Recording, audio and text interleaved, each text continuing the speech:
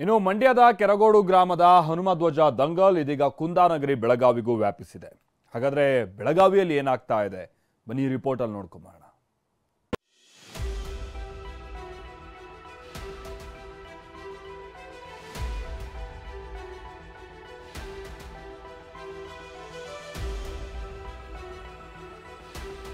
ಗ್ರಾಮದಲ್ಲಿ ಒಂದು ರೀತಿ ಅಘೋಷಿತ ಬಂದ್ ಸ್ಥಿತಿ ಇದೆ.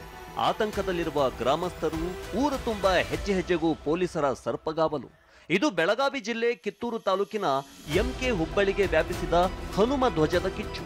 ಗ್ರಾಮದ ಹನುಮ ದೇವಸ್ಥಾನದ ಮುಂದೆ ಹಾಕಲಾಗಿದ್ದ ಹನುಮ ಧ್ವಜವನ್ನ ವಾರದ ಹಿಂದೆ ಪೊಲೀಸರ ಸಮ್ಮುಖದಲ್ಲಿ ತೆರವುಗೊಳಿಸಲಾಗಿತ್ತು. ಧ್ವಜದ ಕಟ್ಟೆ ತೆರವು ಮಾಡಲಾಗಿತ್ತು. ಇದರಿಂದ ಊರಿನ ಹಿಂದೂ ಸಂಘಟನೆಗಳ ಕಾರ್ಯಕರ್ತರು ಕೆರಳಿ ನಿಂತಿದ್ರು. ಇಂದು ಅದೇ ಹನುಮ ಮಂದಿರದ ಮುಂದೆ ಧ್ವಜ ಕಟ್ಟೆ ನಿರ್ಮಿಸಿದ್ದಾರೆ. ಇದರಿಂದಾಗಿ ಗ್ರಾಮದಲ್ಲಿ ಬಿಗುವಿನ ವಾತಾವರಣ ನಿರ್ಮಾಣವಾಗಿದೆ. ಅಲ್ಲದೆ ಗ್ರಾಮದ ಯುವಕರು ಧ್ವಜ ಅಳವಡಿಕೆಗೆ ಅವಕಾಶ ನೀಡಬೇಕೆಂದು ಪಟ್ಟಣ ಪಂಚಾಯಿತಿ ಮುಖ್ಯಾಧಿಕಾರಿಗೆ ಮನವಿ ಮಾಡಿದ್ದಾರೆ.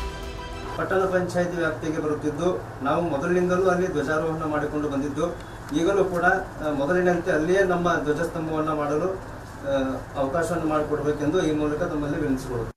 ಹನುಮ ಧ್ವಜ ದಂಗಲ್ ವಿಚಾರವಾಗಿ ಮಾಹಿತಿ ಪಡೆದ ಎಸ್ಪಿ ಭೀಮಾಶಂಕರ್ ಗುಳೇದ್ ಗ್ರಾಮಕ್ಕೆ ಭೇಟಿ ನೀಡಿದ್ರು. ಸ್ಥಳೀಯ ಪೊಲೀಸರು ಜನರಿಂದ ಮಾಹಿತಿ ಪಡೆದುಕೊಂಡರು. ಮುಂಜಾಗ್ರತಾ ಕ್ರಮವಾಗಿ ಗ್ರಾಮದಲ್ಲಿ ಬಿಗಿ ಪೊಲೀಸ್ ಭದ್ರತೆ ಕೈಗೊಳ್ಳಲಾಗಿದೆ. ಆ ಧ್ವಜದ ಕಟ್ಟೆ ಇರತಕ್ಕಂಥದ್ದು ಸಾರ್ವಜನಿಕ ಪ್ರದೇಶದಲ್ಲಿ ಈ ಥರ ಯಾವುದೇ ಕಮ್ಯುನಿಟಿಯವರು ಧ್ವಜದ ಹಾಕಿದ್ರೆ ಅಲೋ ಮಾಡಬಾರ್ದು ಅನ್ನೋಂಥದ್ದು ಸುಪ್ರೀಂ ಕೋರ್ಟ್ ಗೈಡ್ಲೈನ್ಸ್ ಕೂಡ ಇದೆ.